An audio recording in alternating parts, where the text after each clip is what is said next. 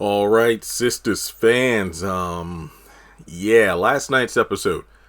Let me just put it this way. It was a lot better than the last two episodes. My score is a 4 out of 10. So for the first time in 3 weeks, there's an episode that I'm not giving a negative score to, which is a plus in itself. I think one of the main highlights, probably my favorite part, and a lot of people agree because based off of Twitter and the live stream last night, the best part was when Andy literally put Maurice in his place. I mean, maybe a couple of the scenes I did like, but I'll pinpoint them in the review as it goes forward. But this episode really struggled in the areas of dividing the focus. I mean, it felt like, what did I tweet out last night? Let me find it. Yeah, I said, I'll go live to discuss the episode. We ended up going live for almost an hour. We just talked about other stuff. But what is there really to say? It felt like 70% of the episode was centered around Maurice's bail, while the other 25% was focusing on Fatima's reaction to the photo. And the other 5 was miscellaneous stuff like Q and, Karen and Aaron going to dinner. And that was about it. But like I said, this wasn't an awful episode, but for the third week in a row, you could skip this and not really miss anything. I think what really held the episode back was the, deterioration of Fatima's character and the fact that, as she even points out, you know what, I'm 30 something. I ain't got time for these games. Yet you continue to play them. When you need Andy, of all people, to coach you into talking to your man instead of coming up with these outlandish theories. Hell, I sound like I'm talking about myself. Theories about what that photo could have meant. Why don't you ask him what happened? But she literally says when she, I think, talks to Angela at the end of the episode, I'm about to go in this house. This Negro hasn't called or texted me all day. I'm going to give him 1 minute. 1 minute to tell me, or I'm going to go off. Yeah, way to show your character development, Fatima. I don't think this review is going to be long. It's not. I'll just jump into it. I'll talk about all the, stuff together in regards to certain things. Like, let me just break down how ridiculous Angela is. Look good. Angela, well, hell, a lot of the women look good in this episode. I mean, pretty much, yeah. Angela, Fatima, Sabrina, Andy. I mean, they're all looking fine. Pam, Karen, but it's just like, in terms of their characters, I felt like a lot of them were airheaded and dumb. So let me get this straight, and I'm going to try to break this down because I talked about this online, but let me know if I'm wrong. So the photo was taken by a friend of Angela who has never been to Karen's salon before. Yet she somehow recognizes Zach as the guy who is dating Angela's friend Fatima. So she decided to take that photo and send to Angela to show to Fatima, who is someone who she doesn't really even know. And as I said in my tweet, that's a bit too convoluted. I think it would have made more sense if it was just simply Belinda. Now, I'm not saying this because for the past few weeks I've been saying, Belinda did it, and I want to be right. No, but in terms of storytelling, it would have been way more, simplistic if it was Belinda. Now, some people have speculated, what if it was Belinda, but Angela was just lying? That is very plausible, because the way the story's written now, it makes absolute... There are just way too many conveniences there and just liberties we would have to give the character, because Angela must be running her mouth. I mean, for this friend of hers to even know Fatima or know of Fatima and is dating Zach, Angela must be she's pretty much a Pam, running her mouth to everybody in her circle behind Fatima's back. I feel like this was proven true in that one episode of Zatima where, Fatima had spent the night at Angela's and then Belinda came over, and that kind of shows us that, yeah, Angela and, Belinda keep talking even behind Fatima's back. So, yeah, I don't even know how to make heads or tails of it. But here's my part. And Fatima, to her credit, She wants to get the source of the photo. She wants to know if this friend is a shit starter, this, that, and the third. But my problem with Angela is she literally said, I don't even know if that's Zach. Is that Zach? So you literally went with this incriminating photo knowing it's going to set Fatima off, even though you're not 100% certain this is who you think it is. And not only that, even though you said your friend isn't a shit starter, you're the one that got the shit ball rolling by showing this to Fatima. And then when Fatima starts to slightly overreact, you want to go down. Oh, wait. Well, maybe it's not what it looks like. Or, maybe this is an old photo. Or, hey, Fatima, need to calm down. Angela, you lost the right to try to de-escalate the situation once you got the shit started with a photo and you didn't even know if it was her man. This makes no sense. And I'm just going to breeze through the Fatima stuff. So she says she's going to wait for Zach to tell her as opposed to calling him right now. No, see, the problem with Fatima is she's going to wait for Zach to tell her, which is the reverse. And that's how she handles situations. Remember in Zatima when parking garage, I think it was Zach or I forgot who called who, but Zach and Fatima got on the phone. Zach could tell something was wrong with her. Now, remember, she was about to go down to the coffee shop to have, a drink with, or, coffee with Ian and talk. And Zach asked her right there, what's wrong, Fatima, baby? I know something's wrong. I could tell in your voice. And she's like, I'll tell you later. And then, of course, Zach had to drag it out of her. Zach is the person who wants to handle stuff right then and there. Fatima's the one that's like, you know what? I'll let him tell me. She operates differently, and it's stupid. All right, so later on, Andy look, I'm not reviewing this episode in order. It makes no sense. So I'm just going to talk about the relevant stuff in one go. Later on, Andy comes in because Fatima had missed a bunch of her phone calls, and she's just thrown off by the Zach picture. Andy tries to vouch for Zach and basically just says that, look, talk to your man. That's simply all it is. Talk to him. Just talk to him.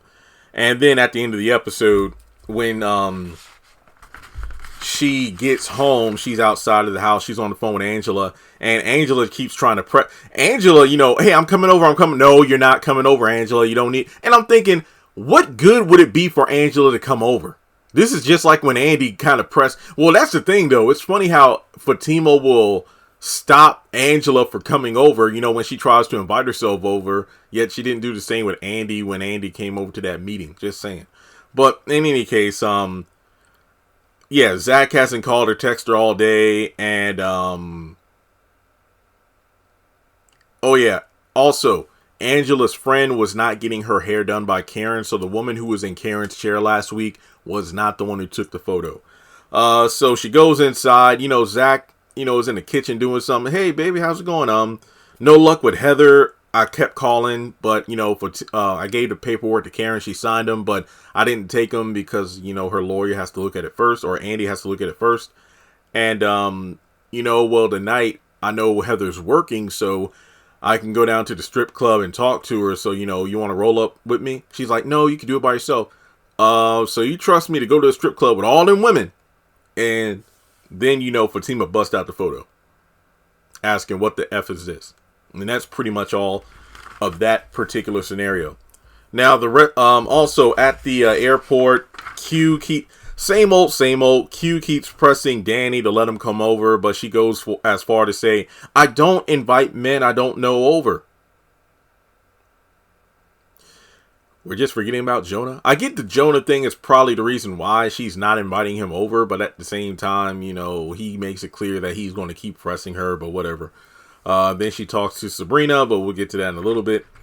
Damn. Look, I'm not half-assing this review, but the episode really didn't give me a lot to work with.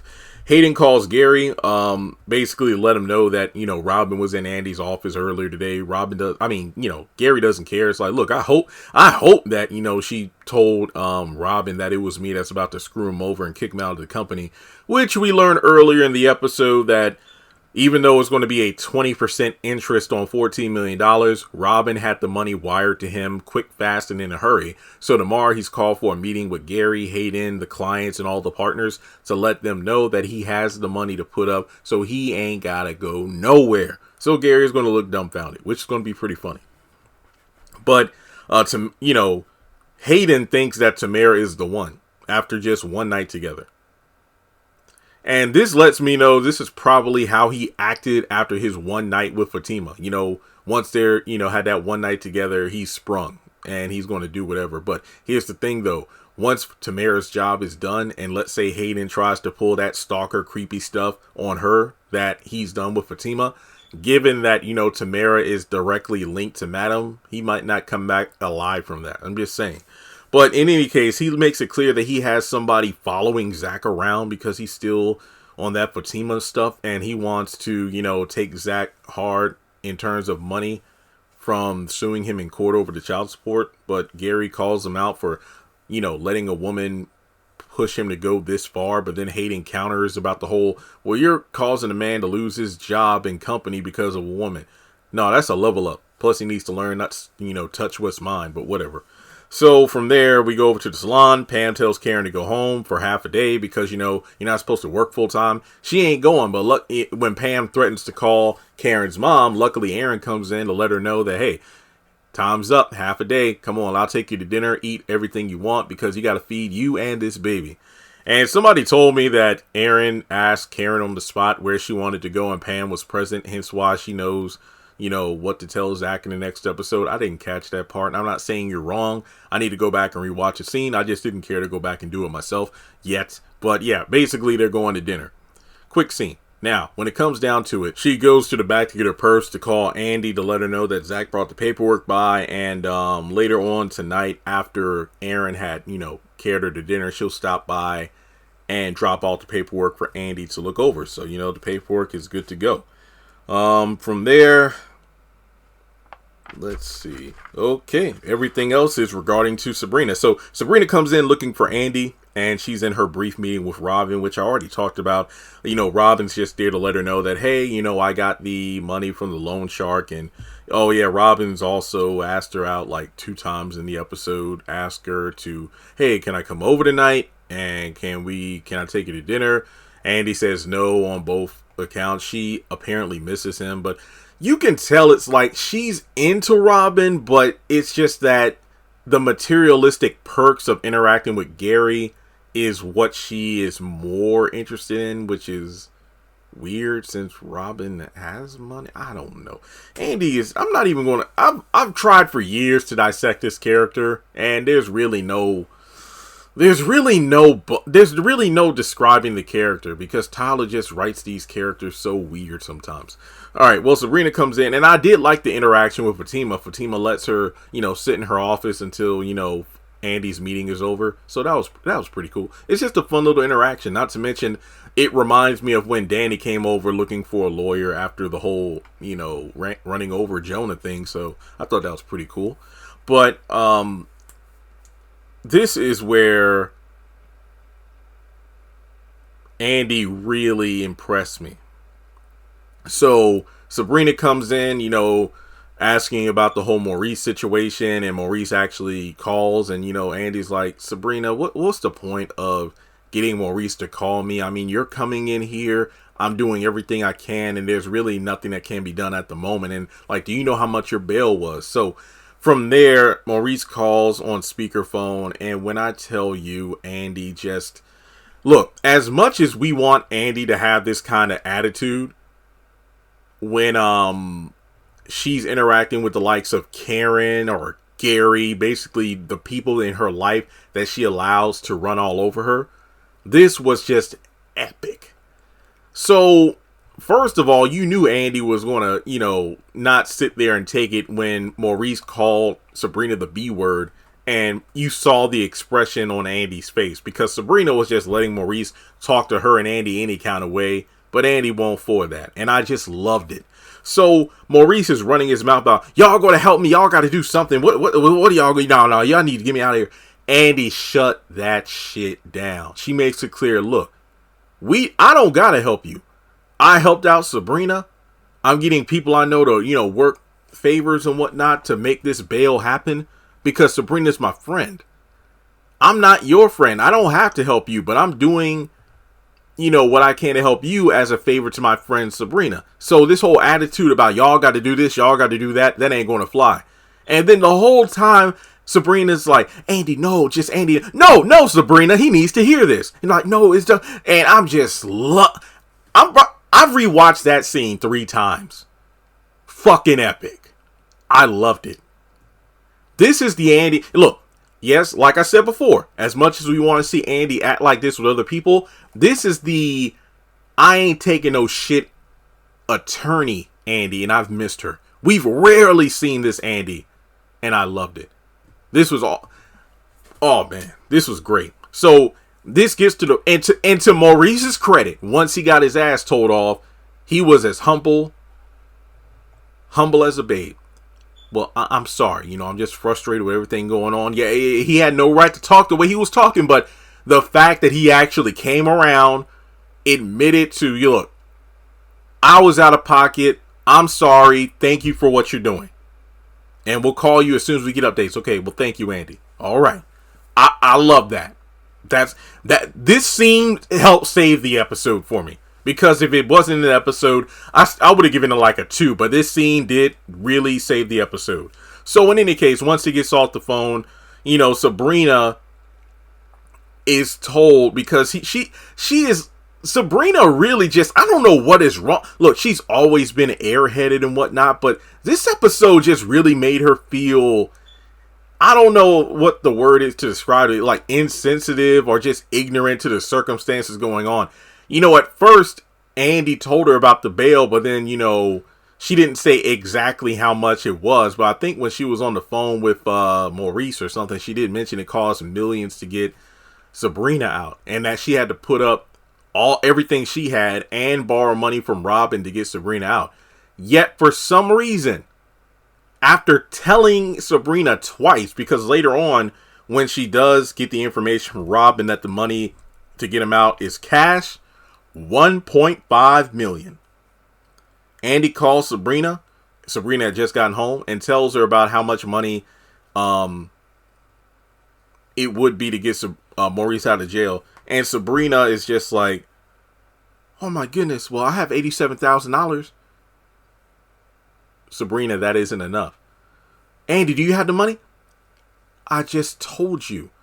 I just called in a bunch of expensive favors. I put up all the money I had to get you out. Do you think Karen has the money? What is wrong with her? Plus, not to mention in the last episode, weren't you telling Karen, I'm so proud of you, because she was planning to fight Zach to get more child support than $3,000 a month because it's based on income, which contradicts what was stated in the, you know what, let's not even go down that rabbit hole.